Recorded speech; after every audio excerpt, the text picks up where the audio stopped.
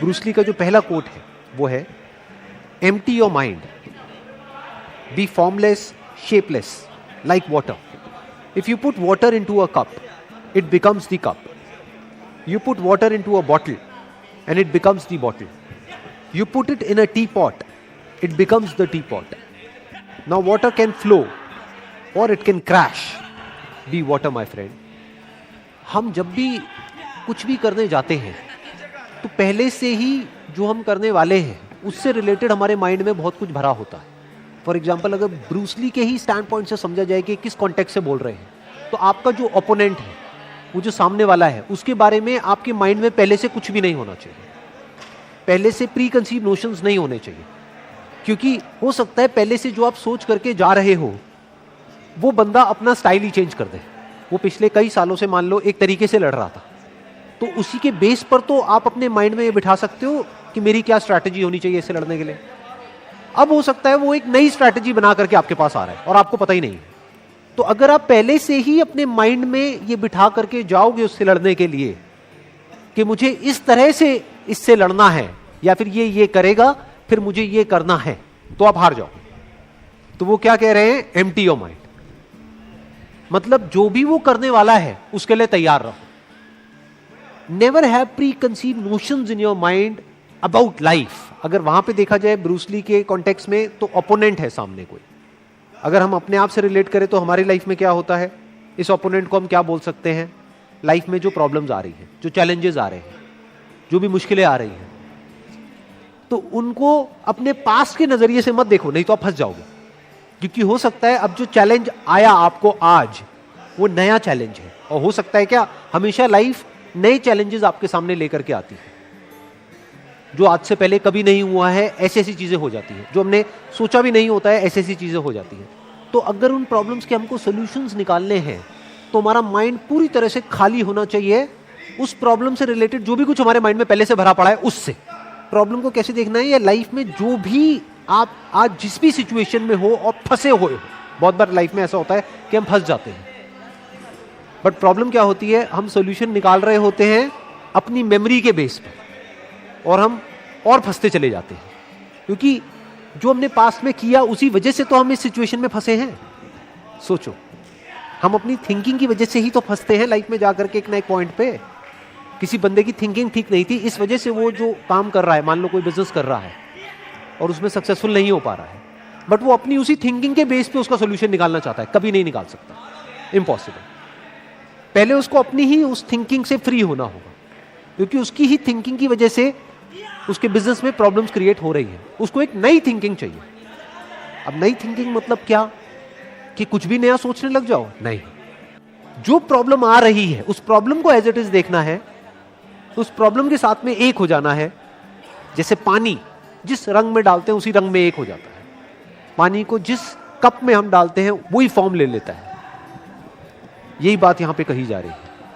यानी कि आप एक हो जाओ लाइफ में जो भी आपको प्रॉब्लम आ रही है उसके साथ में.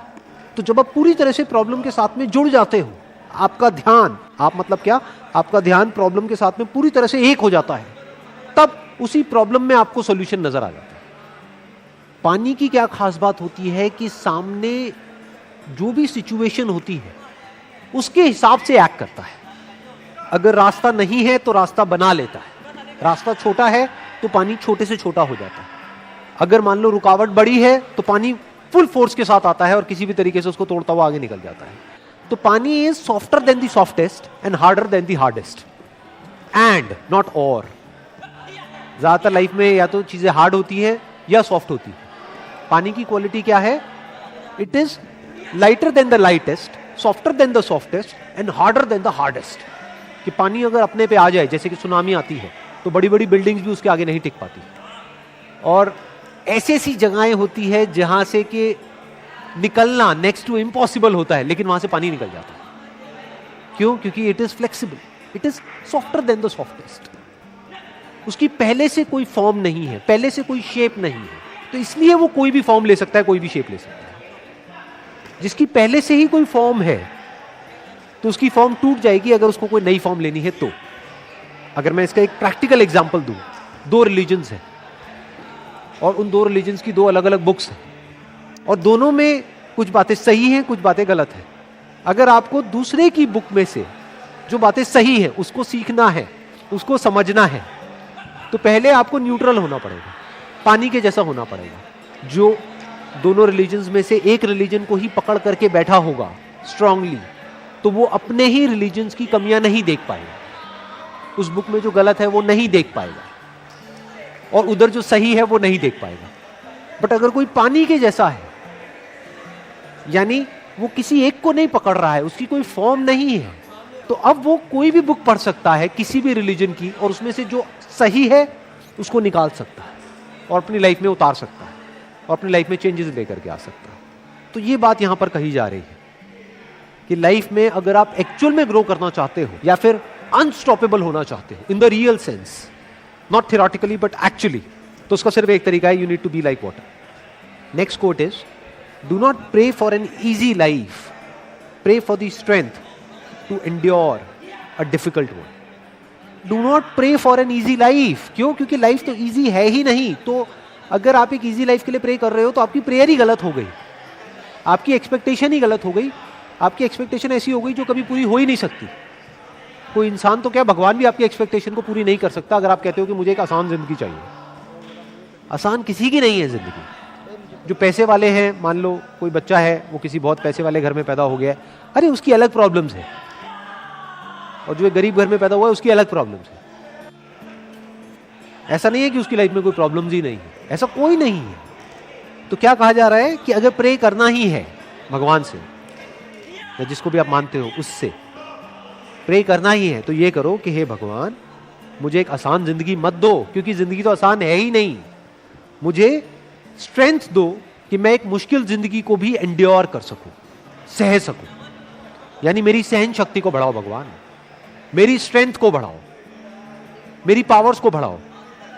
मुझे ऐसा बनाओ कि मुझे जिस भी माहौल में डाल दिया जाए, चाहे वो माहौल कितना भी अनकंफर्टेबल लग रहा है, मैं उसको सह सकूं।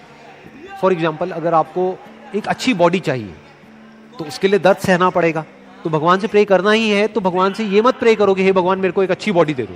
भगवान से प्रे क्या करना है कि हे भगवान, मुझे शक्ति दो कि मैं उस दर्द को सह सकूं जो दर्द मुझे होने वाला है जब मैं अपनी बॉडी को बनाऊंगा। तब लाइफ में जो मुश्किलें हैं उससे लड़ने की ताकत एकदम से नहीं आती है।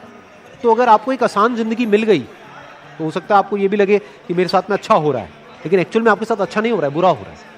क्योंकि अगर आपको थोड़ी थोड़ी मुश्किलें मिलती रहे लाइफ में, तो धीरे धीरे आने वाले टाइम में आप इस लेवल पे आ सकते हो कि बड़ी से बड़ी मुश्किल से भी टकरा सकते हो। Next quote is, I fear not the man who has